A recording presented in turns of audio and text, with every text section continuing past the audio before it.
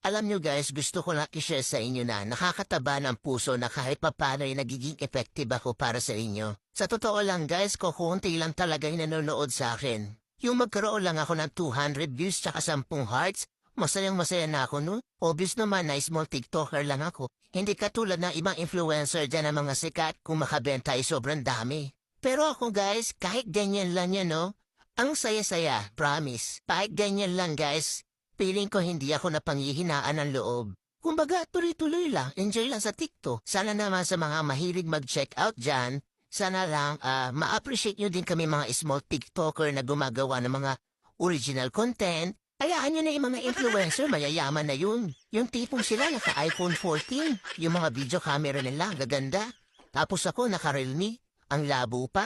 Support niyo naman ako guys as a small TikToker dito na gumagawa ng original content. Sana ma-appreciate niyo po ang mga